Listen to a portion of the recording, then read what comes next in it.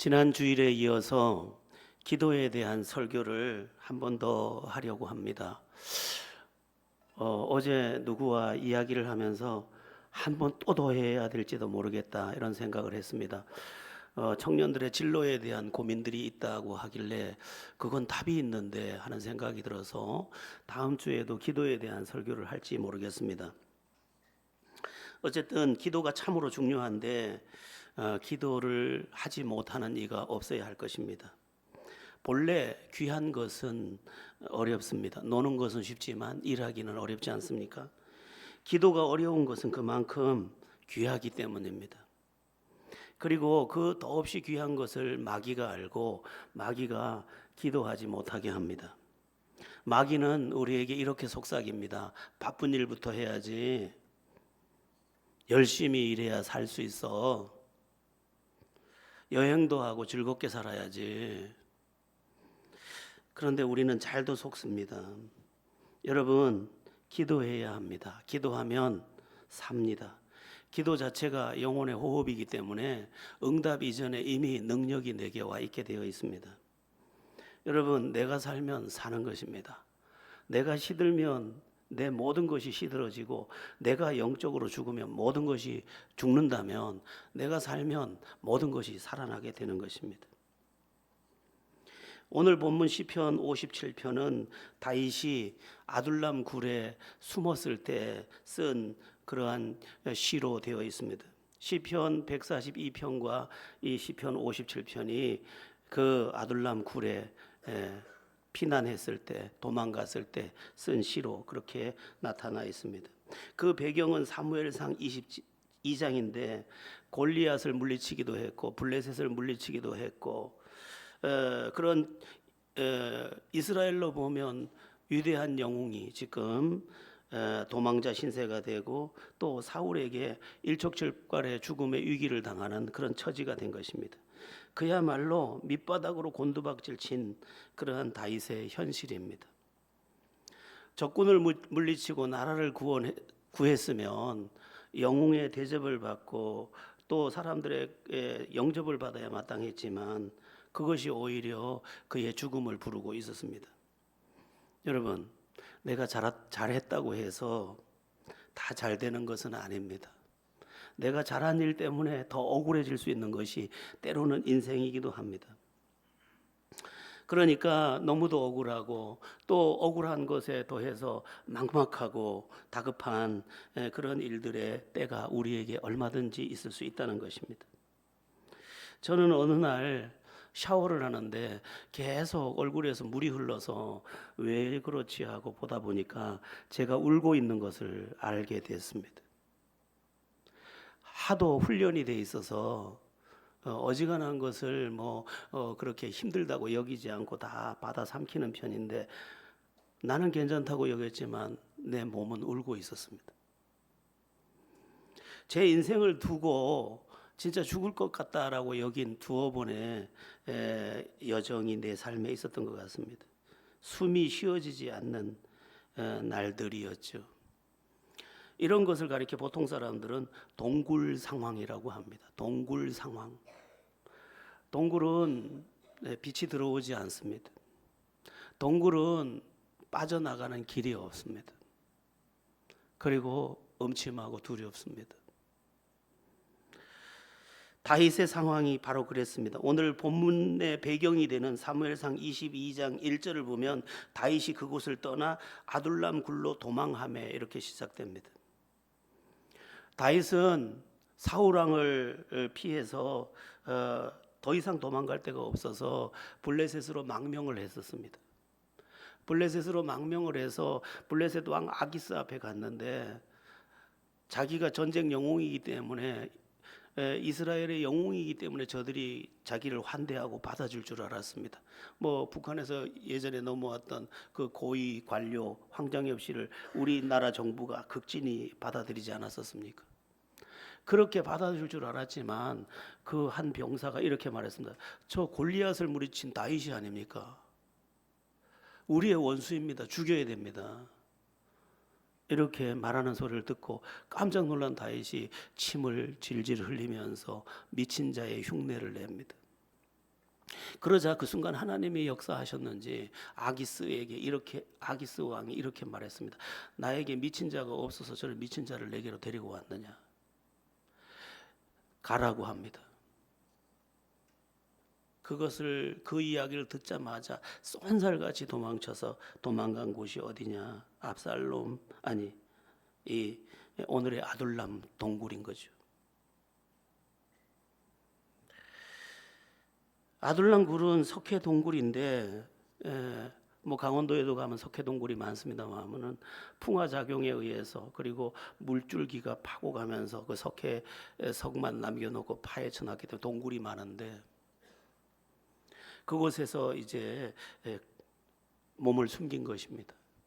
근데 여기가 어디냐면 자기 고향 베들레헴에서 멀지 않은 가까운 곳입니다. 아마 다윗은 어린 시절의 자기를 생각했을 것입니다. 내가 저 들판에서 양을 키웠고 내 아버지 집이 바로 저긴데 그러나 갈 수가 없습니다. 자기가 그리 가면 사울 왕이 그리로 쫓아와서 자기 집안을 다 죽일 거고 또 어려서부터 자기는 아버지의 사랑, 부모님의 사랑을 받지 못했습니다. 시편 27편에 보면 내 부모는 나를 버렸으나 여호와는 나를 영접하시리로다라고 한 걸로 봐서 다윗은 어린 시절 아들로 잘 취급을 받지 못했던 것으로 여겨집니다. 또 특별히 이 아둘람 지역은 국경 지역입니다. 이 국경 지역이어서 자기가 전쟁을 하면 물리친 블레셋이 저만치 보이는 곳입니다. 내가 저기서 목숨을 걸고 싸웠는데 내가 여기 오늘 이렇게 억울하게 숨어 있구나 생각했을 것입니다. 모든 것이 허무하다고 여길 수 있는 그때였습니다.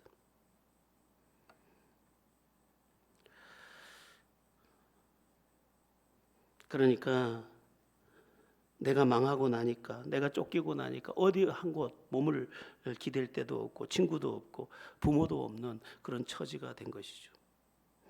그런데 여러분 극한 바닥 아무도 내 곁에 없을 그때 동굴 같은 어두움 중에서 우리가 기억해야 할 아주 중요한 사실 하나가 있습니다. 이것은 우리가 평생 기억해야 합니다. 그게 뭐냐? 나의 하나님이 살아계시다는 것입니다. 부모도 나를 버리고 형제도 나를 버리고 모두가 나에게 돌을 던질 그때에도 내 하나님은 여전히 살아계시다. 이것을 우리가 잊으면 안 됩니다. 여러분, 믿음의 사람은 반드시 일어섭니다. 왜 그러냐? 하나님께서 그를 붙들기 때문입니다. 시편 37편 24절이 이 부분을 잘 말씀하고 있습니다. 합독합니다. 그는 넘어지나 아주 엎드러지지 아니함은 여호와께서 그의 손으로 붙드심이로다. 저는 제가 환난을 많이 겪을 당시에 이런 말씀들을 많이 움켜쥐고 살았습니다. 나 혼자인 것 같지만 하나님이 나를 붙들고 계시다. 그 손은 전능한 손이다. 그 손은 사랑의 손이다. 그 손은 건지시는 손이다. 그 손은 나를 축복의 터로 옮길 손이다. 이렇게 주님이 나를 붙잡고 계시다고 믿고 그분을 향해 하나님 나를 불쌍히 여기세요. 그렇게 기도하며 나의 긴 터널을 빠져나왔던 적이 있습니다. 여러분, 내가 진정 하나님을 믿고 내가 진정 하나님의 자녀가 맞다면 하나님은 나를 놓을 수가 없습니다. 하나님의 손이 나를 붙들고 있습니다. 내가 느끼지 못할 그때에도 하나님은 나를 붙들고 계십니다. 그것이 지금 시편 37편 24절에 나타나 있는 것입니다. 다윗의 인생에서도 그렇습니다. 다윗의 인생이 여기 아둘람 굴에 지금 피난을 와서 도망을 와서 운신하는 그러한 형편이지만 사실 이 아둘람 굴이 사실은 다윗의 인생의 완전한 전환점이 된 장소가 됩니다. 아둘람 굴 이전과 이후가 이 다윗의 인생을 완전히 갈라놓습니다. 어떻게 그런 일이 일어났느냐? 세상에 400명의 사람이 다윗에게 억울한 일을 당한 사람이 다윗에게로 옵니다. 그리고 또 억울한 사람들이 더 몰려와서 600명이 되는데 이 사람들이 미래의 다윗 왕국의 초석이 됩니다. 그러니까 이 아둘람 굴에서 다윗은 너무너무 슬픈 그 형편이었지만 하나님은 다윗에게 이 아둘람 굴에서 왕의 보좌를 만들고 계셨던 것입니다.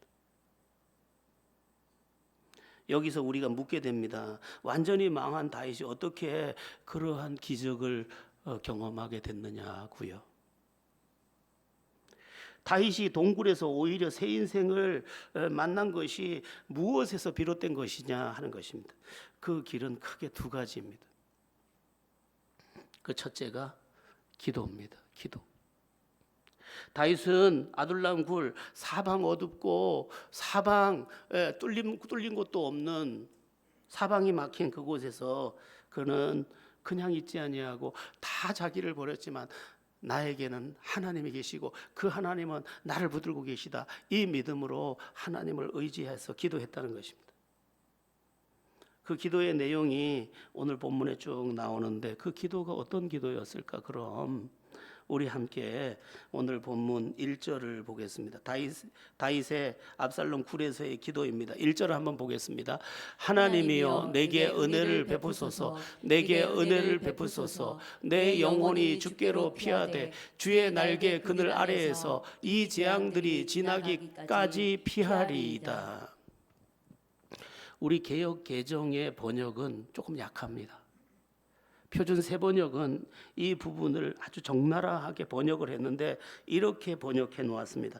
참으로 하나님, 나를 불쌍히 여겨 주십시오.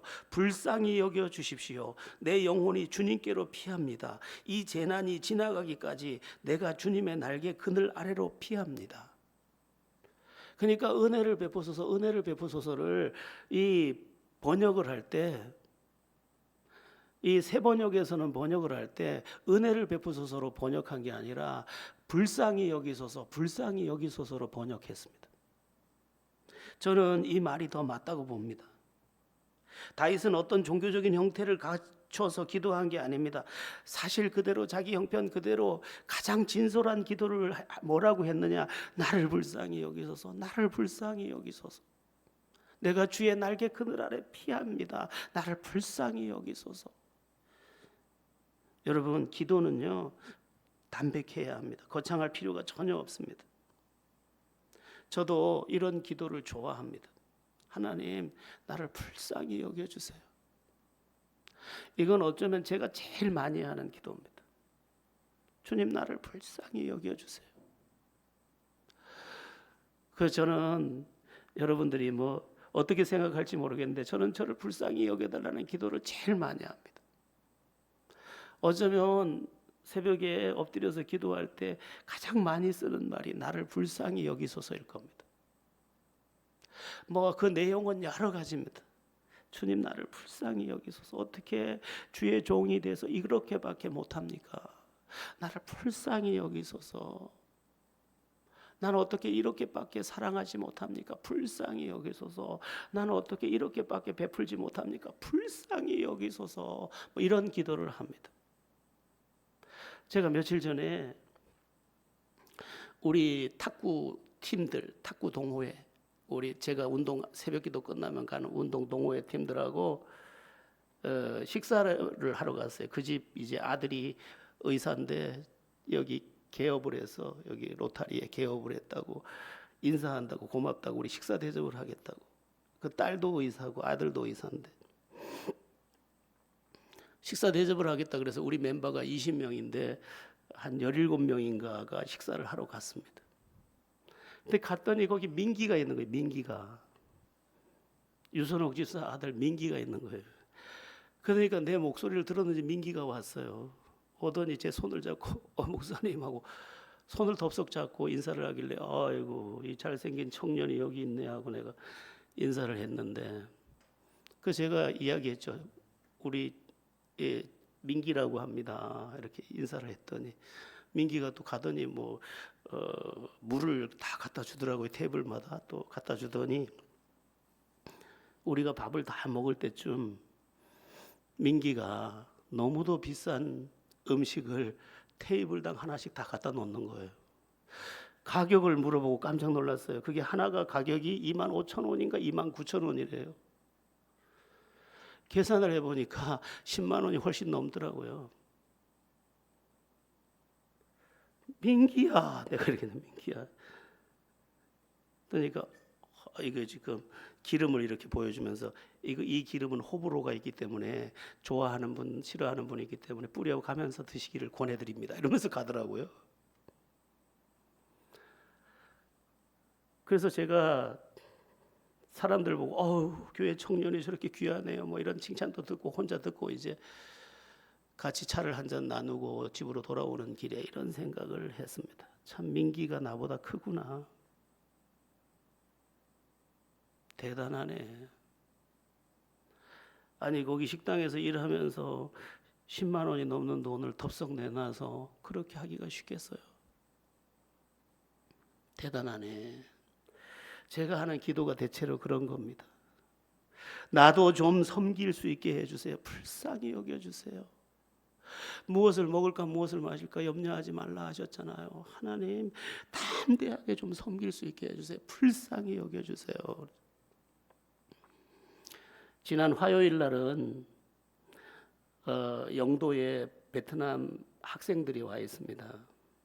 11명이 훈련받고 있는데 우리 신학교의 학장 3명의 처장이 하루씩 맡아서 8시간씩 이제 강의를 하게 됐는데 제가 화요일 날 담당이라서 이제 가서 담당을 하는데 8시간 강의를 하니까 나중에 제가 혀를 막 깨물겠더라고요. 애들은 열정이 막 뜨거워서 어쩔 줄 모르니까 다 해줘야 되니까. 점심시간에 이제 어떻게 해야 됩니까 하니까 뭐 점심 같이 먹으면 됩니다 하더라고요. 그게 제 마음에 내가 한번 섬겨야지, 섬기는 게 맞지. 우리가 섬기기로 또 했으니까. 그래서 뭐 먹고 싶냐고 했더니 감자탕이 먹고 싶대요. 감자탕이 베트남 아이들이. 거긴 고신대학원 나온 애도 있고 그래요. 그래서 그렇게 먹기를 잘 먹더라고요. 잘 먹고. 또 차를 한 잔 사주고 싶어서 이제 카페에서 먹으라고 하니까 자기들 배불러서 안 먹는다고 하고 또 먹는 애들도 있고 이랬는데. 여러분 작은 나눔 하나도 우리가 잘 못하면서 움츠리고 살잖아요. 그러니까 그런 것도 못하는 나 불쌍히 여겨주세요. 그런 기도죠. 또 내 형편이 어렵다면 여기서 벗어나게 해주세요. 불쌍히 여겨주세요. 믿음으로 살지 못하는 것을 불쌍히 여겨주세요. 뭐 이런 기도를 끝도 없이 저는 합니다. 어쨌든 다윗은 종교적인 모습 다 걷어내고 오직 진실하고 솔직하게 자기 형편을 아뢰면서 불쌍히 여겨주세요. 불쌍히 여겨주세요. 그렇게 기도하고 있더라는 것입니다. 여러분, 우리의 믿음이 솔직하다는 것은 분명한 믿음이 있다는 얘기예요. 믿음이 있기 때문에 그대로 아뢰고 그대로 기다리는 거예요. 지금 다윗이 그렇게 기도하고 지금 하나님을 바라보고 있습니다. 여러분, 우리에게 뭐가 필요해요? 기도 생활, 신앙 생활에서 뭐가 필요해요? 기도하면 하나님이 들으신다는 확신, 믿음이 필요합니다. 우리 다 함께 마태복음 21장 22절을 보겠습니다. 제가 우리 중보기도 그 장에도 써놓은 건데 마태복음 21장 22절입니다. 이것은 암송하고 전화번호를 2122로 하든지 해놓고 기도해야 합니다. 기도하겠습니다. 너희가 기도할 때에 무엇이든지 믿고 구하는 것은 다 받으리라 하시니라. 여러분 단어를 쭉쭉쭉 빼보세요. 믿고 구하는 것은 다 받으리라. 믿고 구하는 것은 다 받으리라. 믿고 구한 것은 다 받으리라. 딱 움켜쥐는 거죠. 여러분 기도는 믿음으로 하는 거예요. 그리고 믿음으로 하지 않는 것은 다 부도가 나요. 그건 종교적 행위예요. 왜? 기도는 하나님이 믿고 구하는 것을 받기로 정하셨기 때문이에요. 기도는 응답을 전제로 합니다. 기도는 염불이 아니에요. 기도는 약속이에요. 하나님은 신실하셔요. 그러므로 우리가 구하는 것은 다 받으리라. 믿고 구하는 것은 다 받으리라. 이 약속을 붙잡고 기도해야 하는 것이죠. 다윗은 이 믿음이 있었습니다. 오늘 본문 2절을 함께 보겠습니다. 오늘 본문 2절이에요. 우리 2절 본문 합독해 보겠습니다. 내가 지존하신 하나님께 부르짖으며 곧 나를 위하여 모든 것을 이루시는 하나님께로다. 모든 것을 이루시는 하나님께 믿음으로 지금 기도하고 있어요. 다윗은 막연한 기도를 하지 않았습니다. 믿음의 기도를 하고 있습니다. 내가 하나님께 부르짖고 있는데 하나님은 나를 위하여 모든 것을 이루시는 분이시다. 이 고백과 함께 믿음 가지고 지금 엎드려서 기도하고 있는 거죠. 본문 3절에서도 마찬가지입니다. 우리 본문 3절을 한번 보겠습니다. 시작. 그가 하늘에서 보내사 나를 삼키려는 자의 비방에서 나를 구원하실지라. 하나님이 그의 인자와 진리를 보내시리로다. 구원하실지라 셀라. 구원하는 게 틀림없다는 거예요. 다윗은요, 이 믿음을 평생 가지고 엎드려서 살았습니다.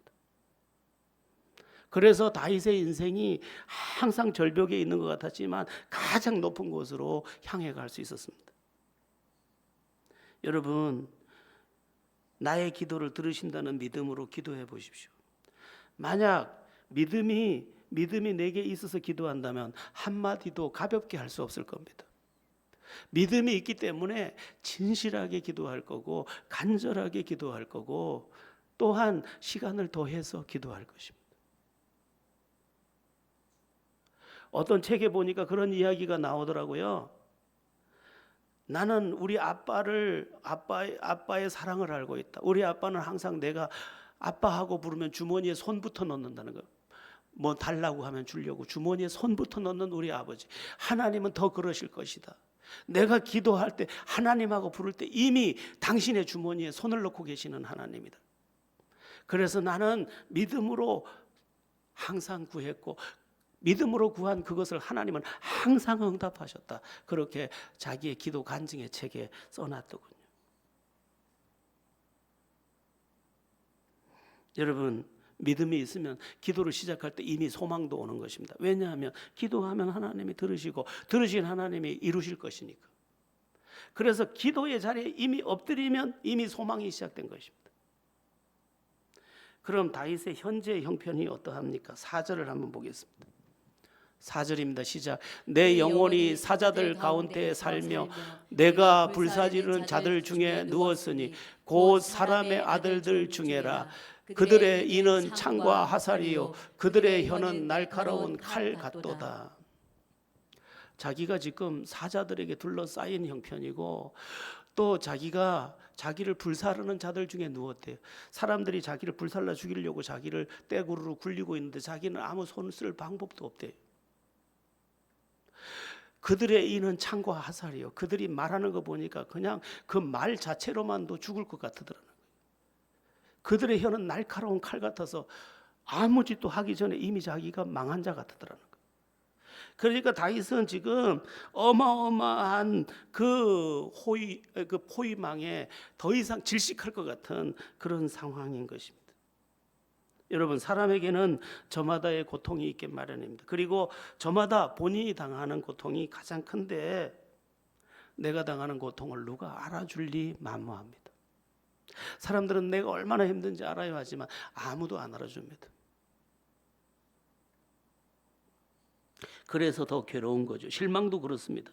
어떤 일이나 어떤 사람을 두고 실망하는 것은 별로 대단한 게 아닙니다. 그런데 진짜 심각한 실망은 나 자신에게 내가 실망하는 것입니다. 내가 내 자신을 볼 때 참 실망스러워. 난 왜 이런 인생일까? 이것밖에 안 될까? 난 왜 못할까?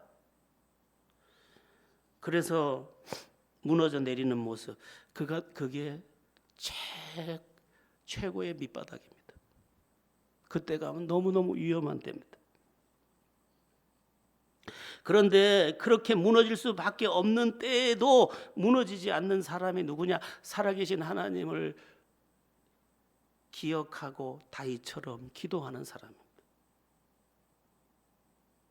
다윗은 지금 질식할 것 같은 상황이에요.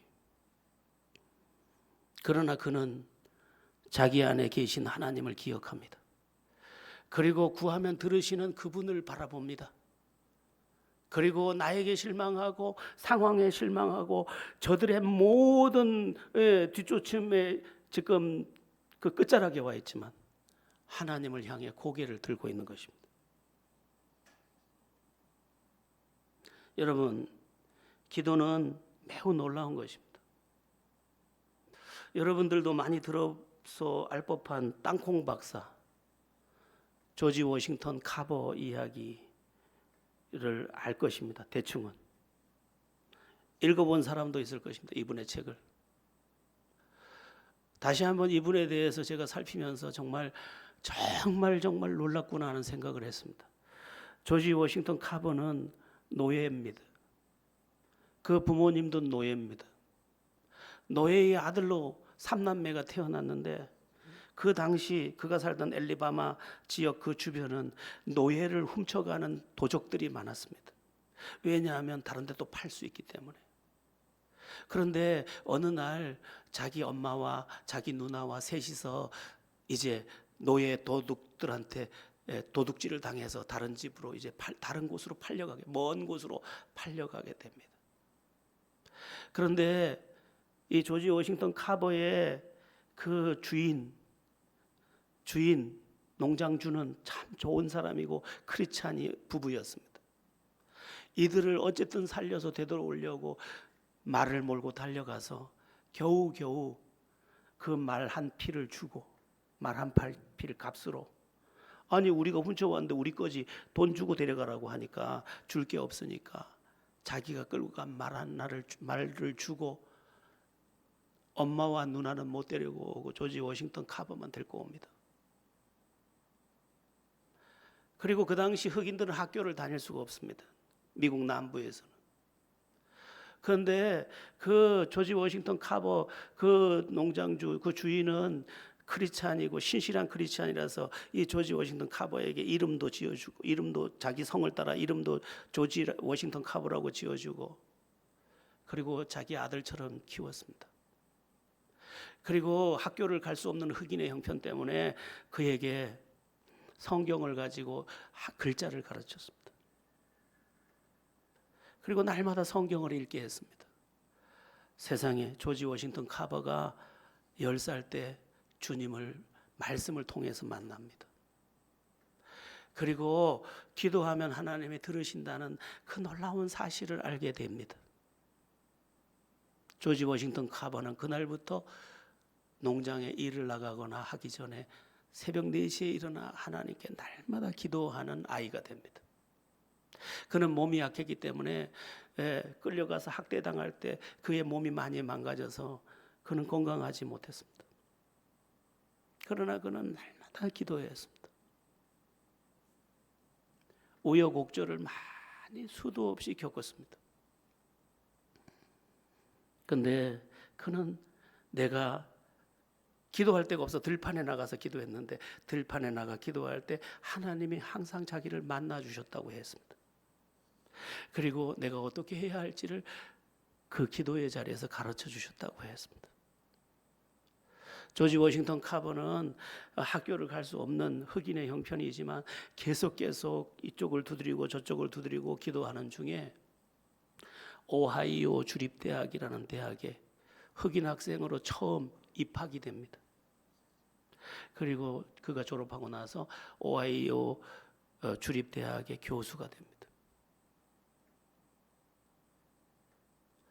근데 그가 성공 가도를 이제 달릴 수 있을 그때 자기가 살던 남쪽에서 연락이 옵니다. 농학 박사를 땄는데 여기 내려와서 이 남부 지역을 살려달라고. 남부가 지금 무너지고 있다고. 그 소식을 듣고 모든 영화를 내버리고 남부로 내려갑니다. 자기가 노예로 살던 그곳으로 내려갑니다. 그리고 내려가 보니까 목화를 많이 재배하는 미국 남부 지역에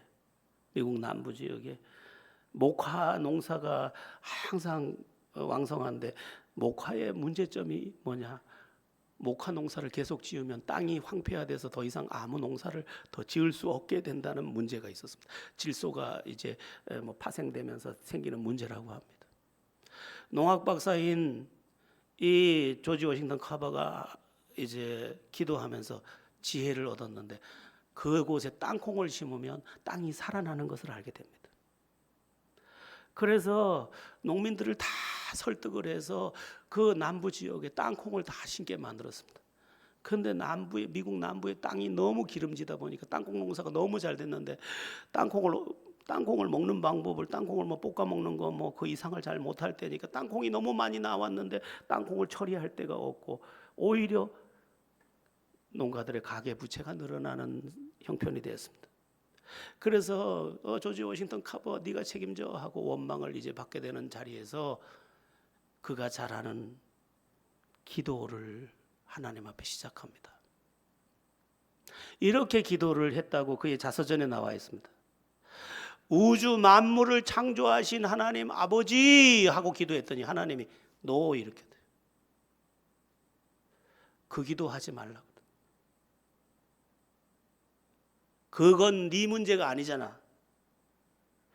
그래서 또 기도했답니다. 사람을 창조하신 하나님 아버지 그 기도하지 말라더래. 네 문제는 그 문제가 아니잖아. 자서전에 나오는 얘기. 그래서 조지 워싱턴 카버가 다시 기도를 시작했답니다. 하나님 땅콩이 너무 많이 생산됐습니다. 어떻게 할까요? 그렇게 기도하라고 그러더라고요. 그래서 땅콩만 가지고 매일 기도하기 시작했답니다. 하나님 땅콩이 너무 많이 재배되고 땅콩이 너무 많이 나와서 이것을 어떻게 해결해야 될지 모르겠습니다 했더니 하나님이 벼락 같은 응답을 주시더라고요. 뭐라고? 얘야 땅콩은 볶아 먹는 데만 쓰는 게 아니란다. 내가 땅콩으로 만들 수 있는 것들에 대해서 오늘부터 너에게 지혜를 줄 테니 그것을 만들어라.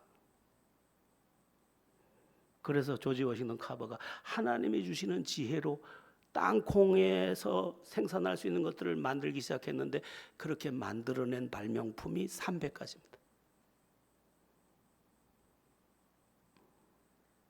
그리고 미국 남부를 건져냅니다. 여러분, 우리에게 뭐가 필요합니까? 휘황찬란한 기도가 필요 없습니다. 머리가 아프면 하나님 머리가 아파요. 마음이 아프면 하나님 마음이 아파요. 사람 때문에 힘들면 하나님 그 때문에 힘들어요. 그러한 솔직한 기도, 그리고 자기 가슴에 하나님이 주신 비전도 아닌 것을 비전이라고 말하면서 아름다움을 이야기하는 것 말고 오늘 먹을 양식이 없어요. 내가 살 집이 없어요. 내가 갈 곳이 없어요. 그런 솔직한 기도. 다윗같이 조지 워싱턴 카버처럼 그냥 그대로. 어느 날 예수님께서 맹인, 앞 못 보는 맹인에게 맹인이 소리 질러서 다윗의 자손 예수야 하고 부르니까 내가 내게 무엇 해주기를 원하느냐. 맹인이 대답했습니다. 주여 보기를 원하나이다. 아무것도 더 필요 없대.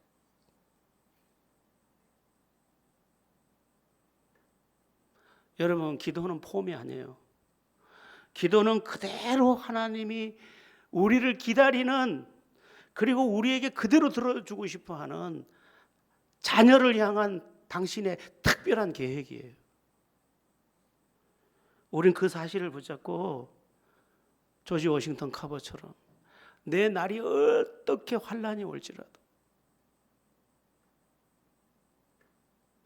제가 조지 워싱턴 카버의 그 전기를 쭉 좀 또 살펴보면서 어떻게 살았지?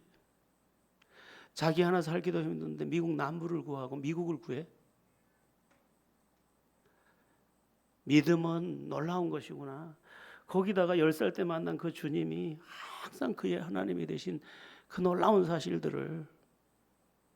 그래서 여기 지금 우리 청년들도 그냥 이래 꾸벅거리고 있으면 아무 소용이 없지만 주님 만나서 뜨거워지면 이들에게서 기적이 나오는 거죠.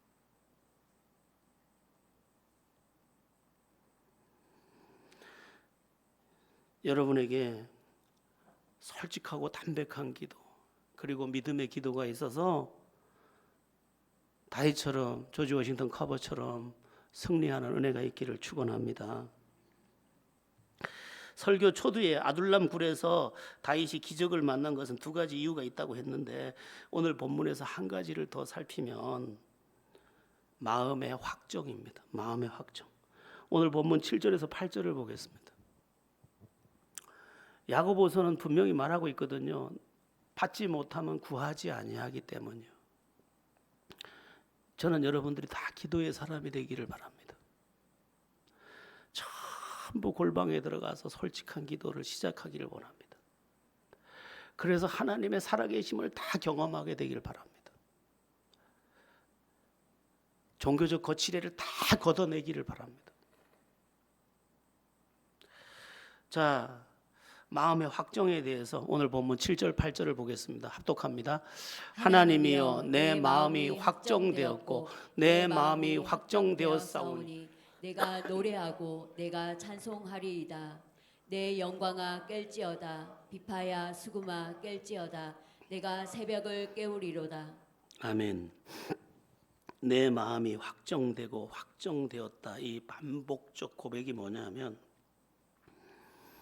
나는 하나님의 뜻대로 살기로 오늘 완전히 결정했다. 나는 죽으면 죽었지 하나님을 떠난 삶을 결코 살지 않겠다고 지금 결정했다라고 선언하는 것입니다. 이것은 하나님을 내 인생의 주인으로 다시 한번 모시고 그분의 뜻 안에서 나는 승리하기로 결정했습니다, 이렇게 선포하고 있는 거죠. 여러분, 사람에게 있어서 마음의 확정은 매우 큰 역할을 합니다. 정말 내가 기도하기로 결정했다, 그리고 믿음으로 살기로 결정했다, 말씀대로 살기로 결정했다, 하나님의 사람으로 살기로 결정했다, 나는 복음 전하는 사람으로 살기로 결정했다, 무엇을 진짜 그가 결정한 게 있다면 그 결정은 그의 미래가 됩니다. 이 확정이 없는, 마음에 하나님에 대한 믿음으로 말미암는 확정이 없는 삶이 오늘도 나를 방황하게 하는 것입니다. 예전에 저희 교회에 치과 의사 부부가 새벽 기도를 매일 나왔었습니다. 저쪽에 우리 상가교회에 있을 때. 박소미 권사님이라고, 동네에서 남편이 치과 하시고, 그 딸이 결혼하고 나서도 우리 저쪽에 황토방에 있을 때 예배하러 오셨었습니다. 매일 새벽에 부부가 와서 의사 남편하고 기도를 하고, 나중엔 딸까지 데려와서 매일 새벽에 기도를 해서, 이제 어느 날 저도 늦게까지 기도하고 같이 나오는 중에 이야기를 나눴는데, 아유, 이렇게 날마다 기도하시니 좋습니다 했더니, 그들이 뭐 배불리 잘 사는 사람들인데 하는 말씀이, 평생 새벽 기도하기로 하나님 앞에 약속했다는 거예요. 세상 말로 뭐가 아쉬워서? 돈이 없습니까? 뭐 명예가 없습니까? 다 있는데 평생 죽는 날까지 우리 부부는 기도하기로 정했대요.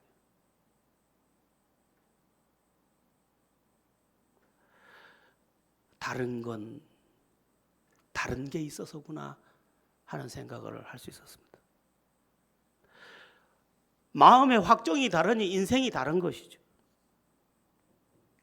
고작 생각하는 것이 뭐 먹을까, 어디 갈까, 이 계획 자체가 나를 방황 속에 있게 하는 거죠. 삶은 엉망인데도 확정된 마음의 결정이 없어요. 그런데 여러분, 다윗이 결심한 것은 다른 게 아니에요. 다윗이 결심한 것은 하나님의 사람으로 물러서지 않겠다는 결심이에요. 하나님 안에 들어가면 다 이긴다니까요. 하나님이 이기게 하시기 때문에. 근데 더 놀라운 이야기가 뭐냐면 이 8절에 내 영광아 깰지어다 비파야 수금아 깰지어다 내가 새벽을 깨우리로다. 이 새벽을 깨우리로다가 중요합니다. 새벽을 깨운다는 말은 새벽 기도한다는 말이 아니에요. 새벽을 깨운다는 말은 이게 기가 막힌 이야기예요. 뭔 얘기냐면 여러분 보통 사람들은 아침에 해가 뜨면 깨어나잖아요. 근데 자기는 아침이 시작되기 전에 자기가 주도적으로 자기가 아침이 오게 하겠다는 거예요. 아침이 와서 일어나는 인생이 아니고 아침을 여는 인생이 되겠대요. 자기는 뭘로? 하나님으로. 마음의 확정이 바로 이거죠.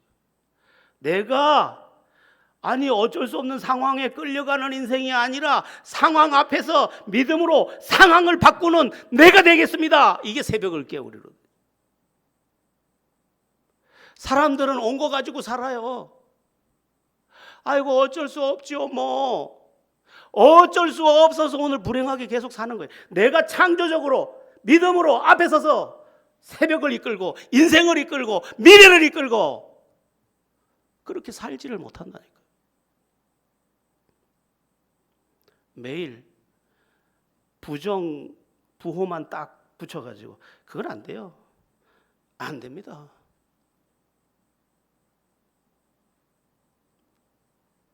다윗은요 새벽을 깨우겠대요. 새벽이 자기를 깨워야 되는데 자기가 새벽을 만들어 버리겠다. 여러분 그냥 승리한 게 아니에요. 다윗은 자기를 붙드실 하나님 그분에 대한 믿음이 있었고 그 믿음을 가지고 정말 진솔한 기도를 할 수 있었고 또한 마음의 확정과 결심을 갖고 있었습니다.